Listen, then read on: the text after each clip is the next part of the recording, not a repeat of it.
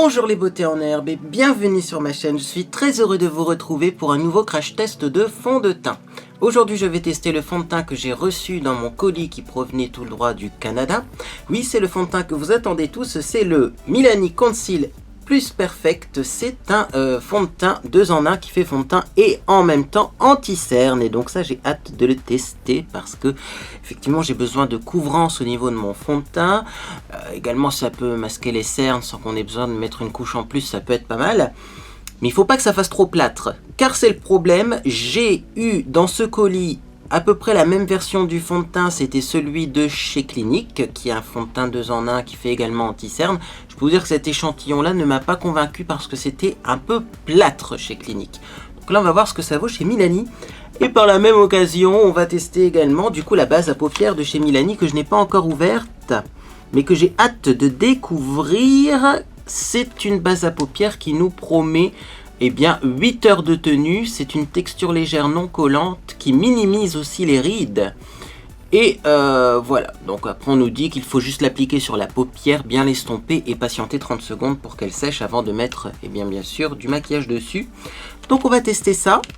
Et donc c'est parti, on va commencer par le fond de teint. Alors, j'ai des ondulations dans mes cheveux. Si vous vous demandez comment j'ai fait pour avoir ces ondulations, je n'en ai pas la moindre idée. Je me suis levé, mes cheveux étaient comme ça. Donc j'ai décidé de garder ces ondulations. Et donc oui, dernière chose que je ne vous ai pas précisé, on va appliquer le fond de teint Milani avec ce pinceau. C'est un pinceau que je n'ai pas encore testé dans tous les pinceaux Real Techniques que j'ai reçus. Celui-ci s'appelle l'Expert Face Brush, donc le pinceau visage expert. C'est un pinceau spécial fond de teint qui va donner un effet un peu airbrush. Donc c'est un pinceau spécial, c'était marqué où tout ça? Voilà, il est idéal pour les fonds de teint crème et liquide. Comme là c'est un fond de teint liquide mais épais, je pense que ça devrait être le pinceau qui devrait convenir. Alors voilà le fond de teint. Déjà on va l'agiter, c'est peut-être toujours une bonne idée d'agiter un fond de teint. Même si au final il m'a l'air quand même assez épais. Je ne sais pas si on a besoin de l'agiter, je vais quand même l'agiter pour me donner bonne conscience, vous voyez. Pourquoi je vous dis qu'on n'a peut-être pas besoin de l'agiter, c'est parce qu'il y a une bulle d'air dans le fond et clairement la bulle d'air ne remonte pas. C'est-à-dire que si la bulle d'air est emprisonnée, c'est que c'est une texture assez épaisse quand même. Alors, ce que je vais faire, c'est que je vais en mettre un peu directement sur mon pinceau. Donc bien sûr, les premières fois, il faut pomper pour enlever l'air qu'il y a dans le tube. En plus, ça c'est un signe que votre fond de teint est neuf. Si vous pompez qu'il y a directement du fond de teint qui sort, c'est que peut-être vous vous êtes fait flouter. Hop! Voilà à quoi ça ressemble, j'en ai pas pris beaucoup, parce que clairement, je pense que ça va être un fond de teint très couvrant. Donc normalement, il ne faut pas en prendre beaucoup de ce genre de fond de teint.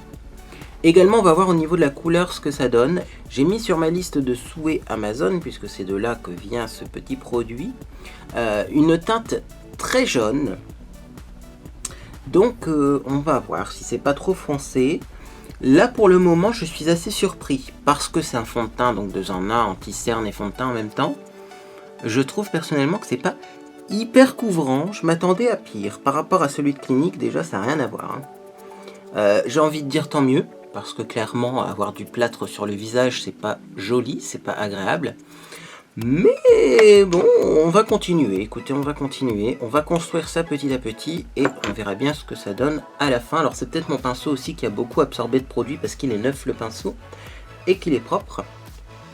Logique, mieux vaut utiliser des pinceaux propres quand même pour tester des nouveaux fonds de teint. Mais ouais, je suis surpris de la texture qui n'est pas finalement si couvrante que ça. Au niveau de la couleur, c'est vrai que c'est très jaune. Est-ce que ça va être raccord avec le restant de mon corps? Ça va à peu près. J'ai mis une couche en mettant 2 petites pompes. J'ai pas appuyé fortement sur la pompe. Ça embellit le teint, mais clairement, ça n'a pas couvert énormément. Donc, je pense que je vais remettre une deuxième couche. Puis en plus, vous voyez, dans mon cou, j'en ai toujours pas mis. Donc, je vais d'abord en mettre dans mon cou, rapidement. Donc, à chaque fois, je prends une demi-pompe. C'est plus des demi-pompes que je prends qu'une pompe complète. Je préfère y aller doucement plutôt que d'avoir un gros plâtre sur le visage. Et hop, ensuite, je vais en remettre un petit peu au niveau de mes imperfections, surtout au niveau de mes rougeurs, puisque c'est vrai qu'il est très joli, je trouve, ce fond de teint, si on n'a pas beaucoup d'imperfections. Ce qui est un peu paradoxal, puisqu'effectivement, c'est un fond de teint qui est censé être anti-cerne en même temps, donc c'est censé être fond de teint super couvrant. Bon, au niveau de la couvrance, voilà, c'est modulable, mais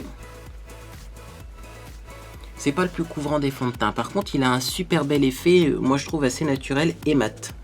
Donc ça, c'est plutôt pas mal. Alors, c'est parti, on va en remettre sur ma joue la plus attaquée, j'ai envie de dire, parce que parfois on me dit que je mets trop de blush, mais c'est clairement mes rougeurs qui ressortent. Et d'ailleurs, je suis en train de me rendre compte que je ne mets pas de fond de teint sur le contour des yeux, alors que c'est un fond de teint anti-cerne en même temps. Il va peut-être falloir en mettre partout, hein. Alors par contre, ce pinceau-là, vous voyez, si vous frottez, ça fait rien du tout. Mais alors si vous tapotez, je pense que c'est ça aussi, hein. Ça doit être le pinceau qui absorbait beaucoup de fond de teint. Regardez-moi ça, j'ai tapoté sur cette joue-là, comment j'ai gagné en couvrance. Tapotons, tapotons. Ne lissons pas le fond de teint avec ce pinceau, mais tapotons-le.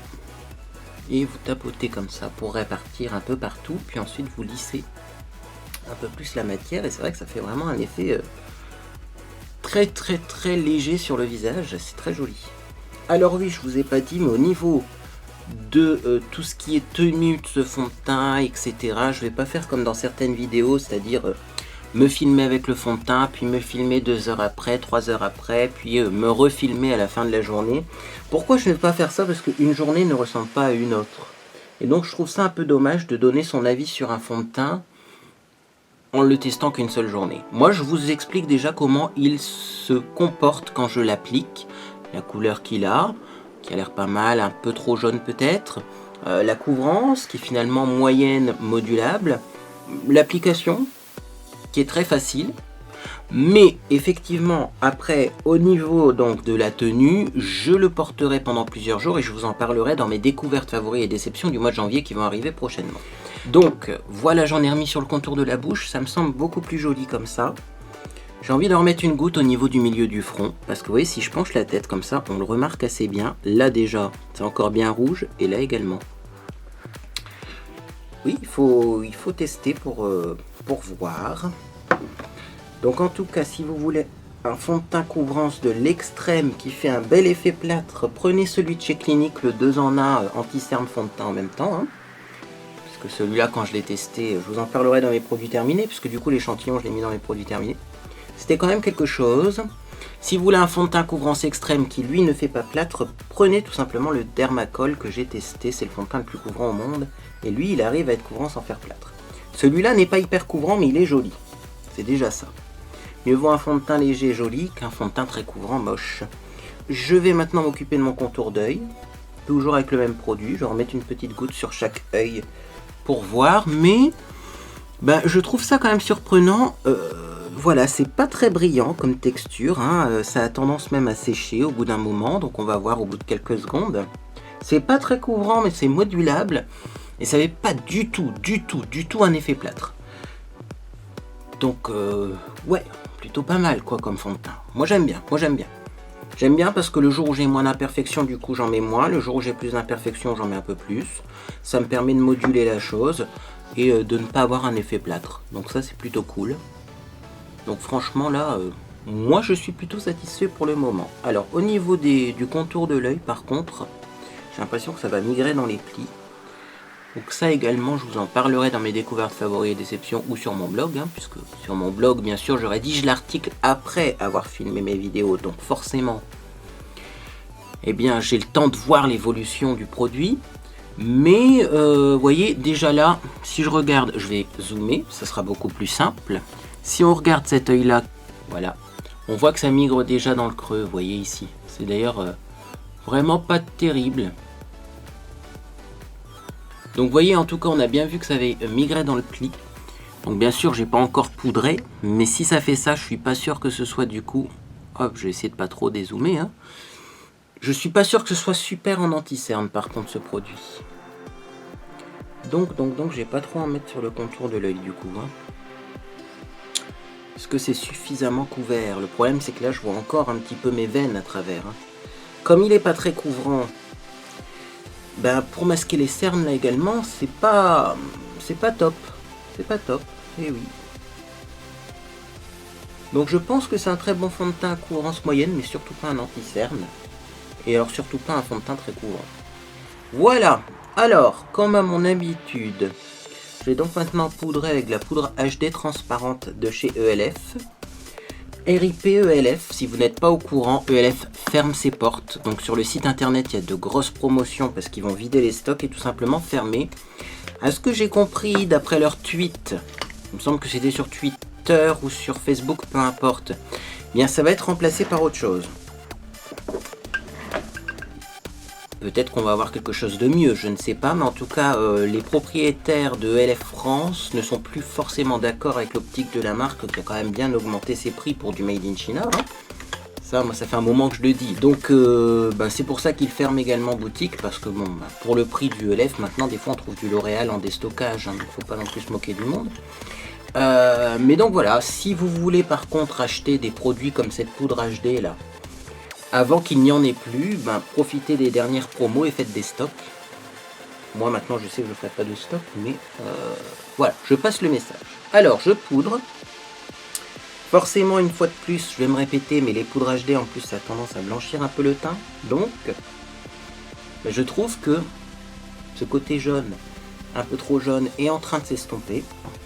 Bon, voilà pour le teint. Je remettrai peut-être un peu de poudre après parce que j'en ai pas mis beaucoup. En même temps, c'est de la poudre HD, donc il faut jamais en mettre trop, hein, sinon ça fait vite sac de farine sur le visage. J'ai poudré comme j'ai pu mon contour d'œil. Clairement, je vais vous montrer, après avoir poudré le contour d'œil, ce qui se produit. Et après, j'arrêterai de parler de ce fond de teint. Alors oui, ça va être une vidéo très longue, hein, j'aurais dû vous le préciser au début de la vidéo. Mais vous avez l'habitude, dès que je parle de maquillage, c'est quand même ma passion, c'est très long. Hein. Alors vous voyez, ici, ça migre clairement au coin externe dans les plis. Et là en dessous également. Alors que je viens à peine de l'appliquer. Et là au coin interne également, ça a migré dans les plis. Donc sur le contour de l'œil, ce fond de teint, il est vraiment pas terrible. Par contre, moi j'aime beaucoup l'effet qu'il donne, vous voyez, sur le visage. Même en gros plan, ça donne un effet, enfin c'est une couvrance tout en transparence, une couvrance naturelle. Bon, on va maintenant continuer avec la base à paupières. Donc, elle s'appelle Milani Eyeshadow Primer, couleur 01 Nude Share. Donc c'est une base à paupières 2 en 1, c'est-à-dire qu'elle va augmenter la durée de tenue des fards, mais alors également elle va augmenter l'intensité. Vous voyez, là vous avez un œil sans, un œil avec. Normalement on a un fard beaucoup plus intense avec ce produit. Et c'est ce qu'on va tester, puisque justement je vais vous reproduire un maquillage que vous avez beaucoup apprécié dans une de mes précédentes vidéos. Et donc, eh bien, on verra, parce que c'est des fards qui ne sont pas très pigmentés que j'ai utilisés. Donc on va voir si ça les fait un petit peu ressortir ou pas. Donc, voilà le petit packaging, c'est assez classique. Moi je me demande si au bout on a un petit applicateur mousse. Non. Donc là j'en ai pris, vous voyez, un grain de riz. Hein. Normalement une base à paupières comme ça, c'est un peu comme la Shadow Insurance. Eh bien, on n'a pas besoin d'en mettre beaucoup. Donc c'est parti, je tapote ça sur mes paupières. Bon, ce qu'il y a de bien, c'est que cette base n'a pas l'air de faire partir le fond de teint. Elle est un peu collante. Par rapport à d'autres bases que j'ai pu essayer qui glissent mieux sur la peau, ça colle un petit peu, mais c'est fait exprès justement, pour faire tenir les fards. Bon, on en est où? On en est où? Voilà pour la base à paupières, je vais juste patienter un petit peu. Hop, le temps que ça sèche, et donc je vais vous montrer avec quoi je me suis maquillé dans cette fameuse vidéo où j'ai eu un maquillage qui m'a été souvent réclamé. Donc c'est une petite palette que j'ai eue sur AliExpress qui s'appelle Focalure. Et c'est la couleur de palette numéro 1 Shadows. Alors quand je l'ouvre, je trouve pas réellement que ce soit très vert. Hein. Par rapport à ce qu'il y a derrière, c'est plutôt des beaux dégradés de cuivre. Voire même, vous avez ici un petit rouge très sympathique. Donc en tout cas, ce petit fard, je vais le prendre avec un pinceau rond comme ça. Celui-ci venait de chez ELF, mais enfin un pinceau crayon, on appelle ça. Et donc je vais mettre ça en creux de paupière. Donc c'est parti. Hop, vous voyez, je dessine mon creux de paupière avec ce fard. Sans en mettre sur ma paupière mobile. Ça après on fait comme on peut avec ce qu'on a. Hein. Si vous en mettez un peu sur la paupière mobile, vous verrez que c'est pas grave. On pourra rectifier par la suite. La base à paupières a l'air bien, franchement. Ça me fait penser un peu aux bases à paupières à l'ancienne, qui arrivent quand même à faire ressortir des couleurs dans un fard complètement raté et de mauvaise qualité. Au début, si on utilisait, nous, en tant que youtubeurs, il y a 5-6 ans, si on utilisait des bases à paupières, c'était pas forcément pour faire tenir les fards plus longtemps. C'était parce qu'on avait des fards à paupières qui n'étaient pas du tout pigmentés, qui étaient très secs. On aurait dit limite du talc mélangé à des colorants, c'est tout, il n'y avait rien de plus à l'intérieur. Et du coup, on avait besoin de quelque chose pour faire popper les couleurs, pour les faire ressortir. Et donc c'est pour ça qu'on s'est mis à utiliser finalement, des bases à paupières. C'était pas pour faire tenir le fard, c'était déjà pour avoir de la couleur qui ressort. Et là, je trouve que c'est un peu ce principe, ce genre-là de base à paupières. Un peu comme on avait dans le temps. Alors, je dis comme on avait dans le temps, puisque maintenant, tout le monde s'est mis à sortir des bases à paupières. Et je trouve qu'elles sont moins efficaces que les bases à paupières vraiment classiques, comme Primer Potion d'Urban Decay, ou comme Shadow Insurance de Too Faced. Là, c'est vraiment les valeurs sûres. Après, il y a d'autres bases à paupières. Certes, ça fait tenir plus longtemps les fards, mais par exemple, ça ne fait pas ressortir la couleur. Donc, bon, c'est pas forcément utile. Alors, j'ai appliqué ça un petit peu de manière industrielle, j'ai envie de dire. Parce qu'ensuite, on estompe bien entendu. Donc là, j'ai mon petit pinceau estompeur. Je vais maintenant estomper les contours déjà de cette première couleur.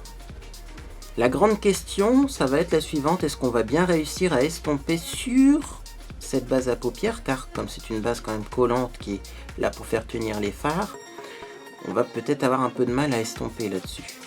Mais finalement, je me dis que ça s'estompe assez facilement. Regardez-moi ça se dégrader. Pourrait-on trouver une super bonne base à paupières?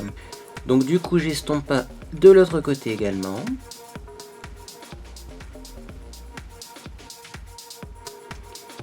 Voilà, et on verra après pour les retouches au niveau du coin externe, si vous avez un peu trop étiré le maquillage, ça se retouchera avec le fond de teint tout simplement.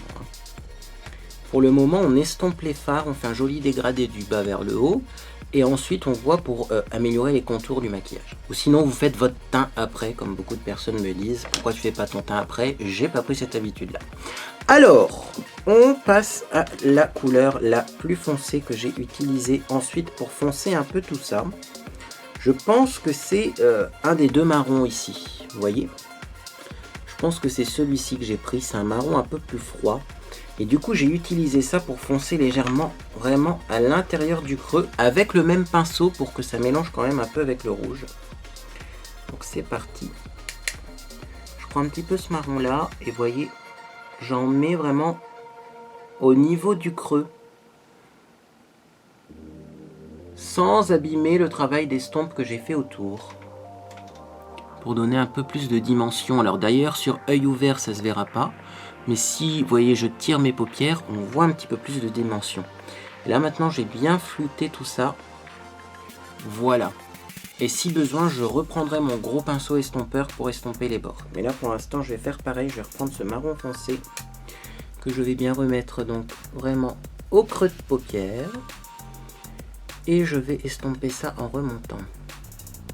Et donc ensuite, je reprends mon gros pinceau estompeur et j'estompe tout simplement. Pour bien fondre et flouter ces deux couleurs ensemble et pour avoir des bords adoucis. En fait, ce qui fait joli dans ce maquillage, c'est vraiment qu'à chaque étape, on estompe. Donc, bien, on a estompé ce premier côté. C'est très joli. Donc, on fait pareil de l'autre. Alors, pour information, ce genre de maquillage, ça s'appelle un cut crease. Je vous en avais déjà fait un complètement raté il y a quelques temps sur ma chaîne parce que j'avais plus l'habitude d'en faire. Le cut crease, c'est joli aussi avec de l'eyeliner, mais c'est pas obligatoire l'eyeliner. Le truc, en fait, quand on fait ce genre de maquillage, c'est qu'on cut le crease, c'est-à-dire qu'on coupe le creux de paupière. Et donc, en dessous de votre creux de paupière, vous avez une ligne très franche, vous voyez, très dessinée, avec un fard en dessous qui sera blanc, clair, très, très pâle. Et au-dessus, vous avez un joli dégradé jusqu'au sourcil, tout simplement. Bien, alors maintenant, ce que je vais faire, parce que là ça me chagrine un petit peu, c'est que je vais reprendre mon pinceau à fond de teint et je vais estomper un petit peu sur les côtés, pour éviter que le maquillage s'étire trop, et pour éviter aussi d'avoir un côté un peu violacé au niveau eh bien, des cernes ou du contour de l'œil, ce qui est jamais très joli, hein.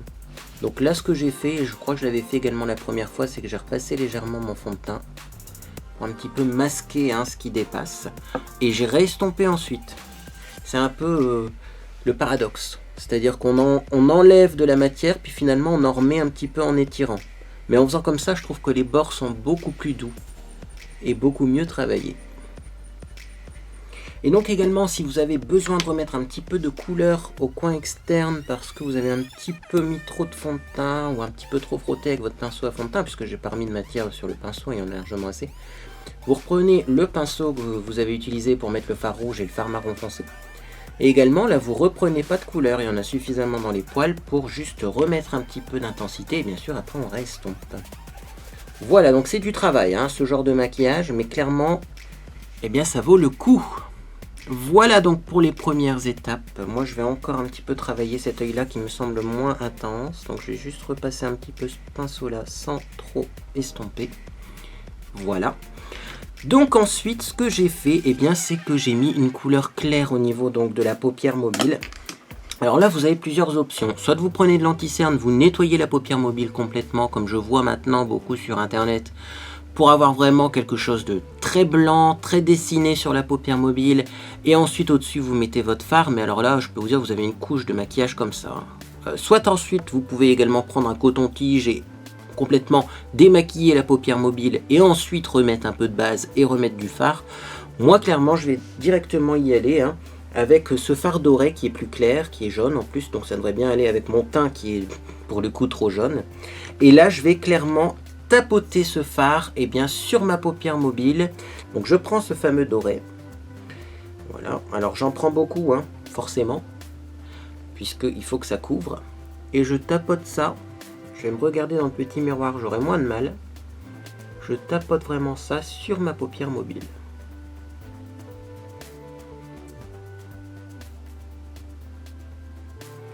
Alors bien sûr, vous n'essayez pas de faire un dégradé entre le creux de paupière et la paupière mobile.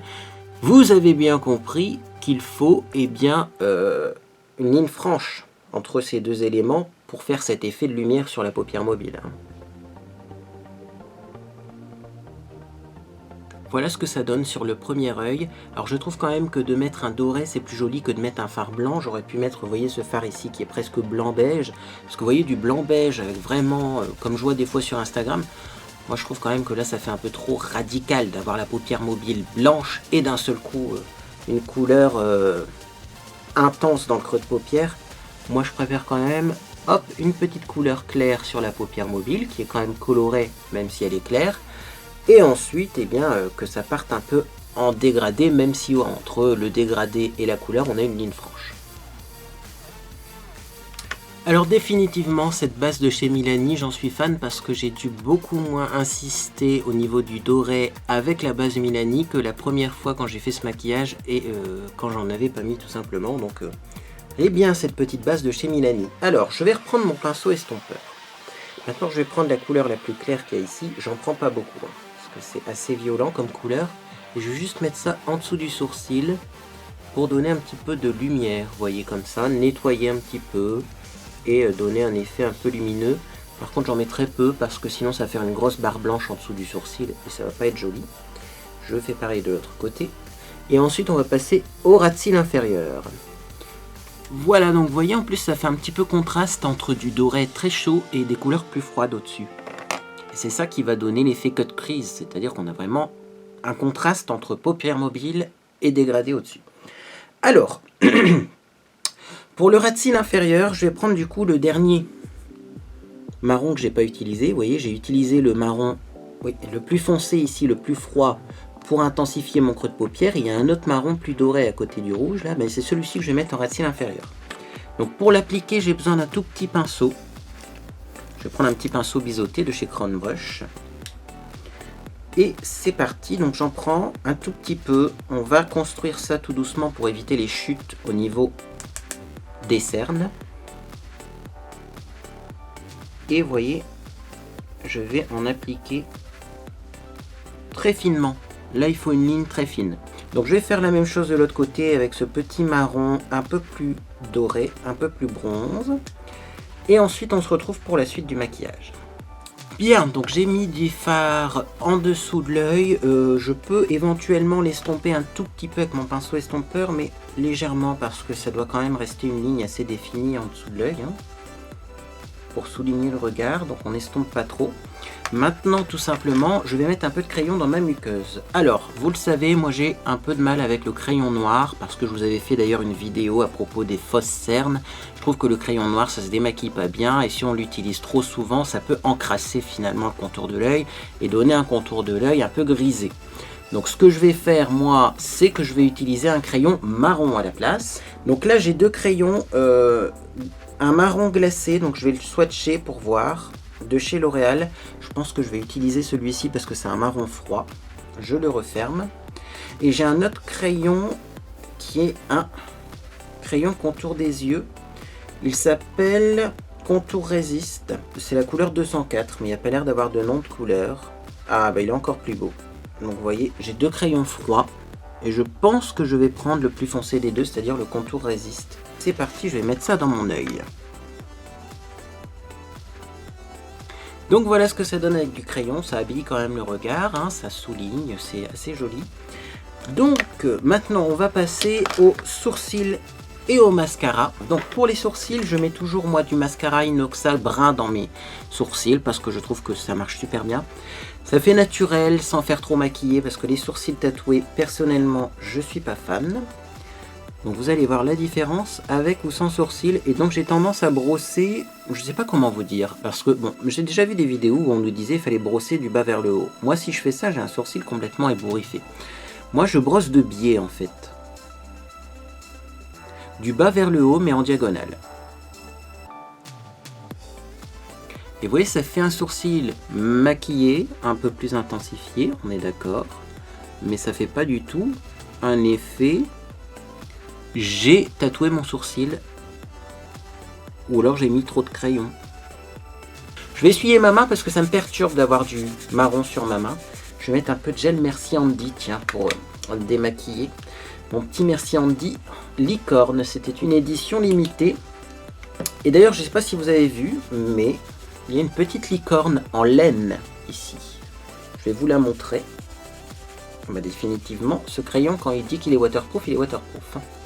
J'ai mis une petite licorne en laine dans mon décor. Elle a été faite par Monsieur Beauté en herbe. Et donc, si vous voulez savoir comment on fait une petite licorne comme ça, eh bien, abonnez-vous à la chaîne de Galibo Greg. C'est la chaîne de Monsieur Beauté en herbe. Parce qu'il va sûrement faire un tutoriel avec, hop, son tricotin mécanique pour faire, eh bien, des petites formes comme ça. On a fait un petit os pour décorer la niche à Porthos par exemple, et là c'est une petite licorne, on peut faire plein de choses. Donc je vous mets le lien bien sûr en dessous de cette vidéo. Alors, le mascara, il a disparu, comme à chaque fois, vous savez que je suis quelqu'un qui perd tout le temps son mascara. Je l'ai perdu parce que c'est un nouveau mascara. Donc dès que je vous le retrouve, je vous en parle. Il est là, bah vous voyez, il était juste à côté. J'ai ouvert un nouveau mascara puisque mon dernier mascara n'a pas fait long feu. J'ai eu l'impression qu'il a très rapidement séché. Et donc là, c'est un mascara qui s'appelle Max Volume Mascara Black. Et c'est un petit mascara en forme de chat. Je l'ai eu sur AliExpress également. J'avais fait une grande commande AliExpress avec plein de mascaras. C'est le dernier qui me reste de chez AliExpress. Alors sur 3 mascaras commandés, il y en a 2 géniaux et un qui ne m'a pas du tout plu. Voilà. Donc quand même, ça se tient bien. Donc je vais mettre celui-ci et je vais vous montrer la brosse. Voilà pourquoi je l'aime bien, parce que c'est une brosse à picot. Mais elle est plutôt petite la brosse, elle n'est pas très très grande. Et donc ça, moi j'aime bien. Voilà. Donc ça accroche bien, ça attire bien les cils. Et vous voyez, on n'est pas obligé de mettre 3 tonnes de mascara pour qu'il se voit. Donc ça c'est plutôt pas mal. Alors bien sûr, je vais mettre du mascara sur mes cils du haut et mes cils du bas. Et on se retrouve après pour finir ce maquillage. Me revoici, me revoilà. Et vous voyez, avec du mascara, ça change tout quand même. C'est quand même plutôt joli. Et vous voyez, au moindre battement de cils, on voit le doré, on le voit presque plus. On voit le doré, on le voit presque plus. Et ça, c'est le genre de maquillage qui est bien pour les paupières tombantes. Parce que souvent, quand on a les paupières tombantes, on a une paupière mobile qui est très petite et on ne la voit pas. Alors que là, avec ce maquillage, il y a tellement de contraste qu'on est obligé de voir la paupière mobile, tout simplement. Bien, alors avec ce maquillage, moi ce que j'ai fait la première fois, je crois que j'avais mis un rouge à lèvres rose plutôt, je ne sais même plus. Là ce que j'ai envie de faire, étant donné que mon fond de teint est très orangé, très jaune, pas orangé d'ailleurs, il est très jaune, c'est de mettre quand même du blush plutôt dans les tonalités jaunes également, pour que ça suive et que ça soit harmonieux. Donc je vais mettre du blush corail. Alors en ce moment j'utilise que ces blushs là. C'est des blushs irisés, je les ai retrouvés il me semble sur Amazon ou sur AliExpress, je vous mettrai un lien. Donc j'en ai plein, j'en ai un rose, un pourpre, un corail, et moi je vais mettre le corail, c'est-à-dire eh bien celui qui est là il me semble. Ouais, je vais vous montrer la différence entre le rose et le corail parce que c'est assez subtil quand même. Même moi des fois je m'y perds, vous voyez celui-ci est plus corail, celui-ci est un peu plus rose, mais les deux sont très jolis, et alors surtout c'est un blush irisé, puisque les marbrures que vous voyez, bah, c'est du doré tout simplement, et ça donne eh bien, du coup un effet vraiment peau lumineuse, et ça évite de mettre de l'enlumineur, ça me fait gagner un peu de temps. Bon, j'ai pas vraiment besoin de gagner du temps, mais je trouve que quand on est pressé, voilà, un blush irisé au lieu de passer par l'étape blush plus enlumineur, c'est pas mal. Alors par contre, attention parce que assez pigmenté, hein. Donc là, je l'applique bien sûr avec mon pinceau Real Techniques, mon pinceau blush Real Techniques. Et ce que j'aime bien avec ce pinceau blush Real Techniques, c'est qu'on peut du coup prélever la matière d'un côté. J'applique légèrement la matière en effleurant. Et si j'ai besoin d'estomper, et bien hop, je retourne mon pinceau, je prends le côté propre et je peux estomper. Il est tellement gros ce pinceau là qu'on peut faire les deux en fait, on peut appliquer et estomper en même temps. Je vais pas trop en mettre également parce que, eh bien malheureusement, j'ai l'impression que mon fond de teint n'est pas très couvrant, donc on voit encore un peu mes rougeurs à travers. Hein. Donc là ça va rester comme ça. Je vais juste bien estomper le tout et ça sera suffisant. Vous voyez, il y a un petit glow hein, quand même dans ce blush qui est très joli. Et puis en plus, il coûte rien ces blushs là. Ai-je besoin de préciser si ça vient de chez Amazon, c'est que ça vient de Chine, bien souvent. Pas tout le temps, mais les liens que je mets en tout cas. Et donc c'est vraiment pas cher. Voilà, on va finir par les lèvres. Alors, truc que j'aime faire en ce moment sur mes lèvres. Vous avez peut-être remarqué que mes lèvres étaient maquillées de façon un peu différente. C'est parce que je change de technique. Je fais souvent ça en hiver, je vais prendre mon pinceau en fond de teint et je vais en mettre sur mes lèvres tout simplement. J'efface complètement mes lèvres.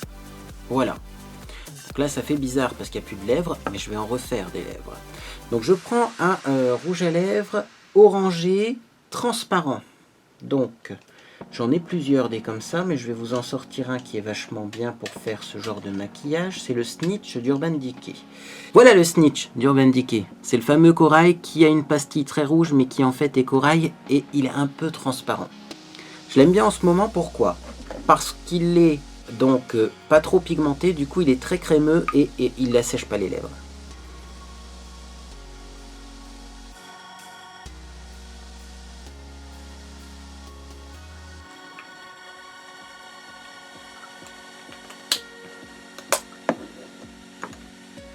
Et voilà pour ce maquillage final. Donc c'est pas le genre de maquillage que je porte habituellement. Ça fait longtemps que j'avais pas fait ce genre de petit cut crease au niveau du creux de paupière, un creux de paupière très dessiné. Mais vous avez été très nombreuses et très nombreux à me demander comment faire ce maquillage. Donc là je pense que c'est une vidéo très longue, mais vous avez toutes les clés en main pour réussir ce genre de maquillage. La chose vraiment qu'il faut comprendre, c'est de faire une ligne vraiment assez franche entre la paupière mobile, le creux de paupière. Par contre, entre le creux de paupière et le sourcil, vous dégradez bien. Également, toujours une couleur plus claire, plus lumineuse sur la paupière mobile et plus sombre, plus terne, plus ténébreuse dans le creux de paupière. C'est ce qui fait le contraste. Puis ensuite, on habille tout le contour de l'œil parce que si vous avez ça au-dessus de l'œil et rien en dessous, ça peut faire bizarre. Donc crayon et vous faites un petit rappel de couleur en dessous avec une couleur qui ressemble à celle du creux de paupière, soit la même, soit une qui ressemble, et puis voilà, vous avez votre maquillage, et puis le reste vous faites ça de façon plutôt légère. Et bien écoutez, j'espère que ce long tutoriel maquillage vous a fait plaisir. Moi je vous retrouve dans mes découvertes favoris et déceptions prochainement pour mon avis sur ce fond de teint, qui va être je pense un peu mitigé, j'en ai bien peur, on va voir si ma peau s'habitue ou pas, mais là elle a l'air d'être assez sèche. C'est peut-être un fond de teint plutôt pour l'été, je ne sais pas, je teste et je vous dis ça. Également, on se retrouve donc vendredi soir pour ouvrir la box prescription lab. C'est-à-dire que ça fait à peu près 5-6 jours que je l'ai reçue et voilà, elle est là à côté de moi et il sera grand temps de l'ouvrir. Donc si vous ne voulez pas manquer cette vidéo, qui est donc une ouverture de box prescription lab, une box qui contient des produits en full size pour un bon prix, mais abonnez-vous, c'est gratuit et au moins vous serez tenu au courant de mes prochaines publications. Et donc, eh bien, on se retrouve également dimanche. Là, ça sera pour les découvertes favoris et déceptions, où je vous parlerai du fond de teint Milani, mais aussi de plein d'autres choses. Ce sera encore une vidéo très longue, donc je m'en excuse déjà auparavant, mais je préfère vous prévenir. Si vous aimez les vidéos longues, vous vous abonnez. Si vous n'aimez pas les vidéos longues, c'est peut-être pas ma chaîne qui vous conviendra. Je peux pas plaire à tout le monde. Mais en tout cas, voilà, vendredi soir, on ouvre la box prescription, là, parce que là, vraiment, je ne peux plus attendre. Et dimanche, eh bien, tout simplement, c'est les découvertes, favoris et déceptions du mois de janvier. Sur ce, j'espère que vous passez une agréable journée ou soirée. Et moi, je vous dis à bientôt sur les réseaux sociaux.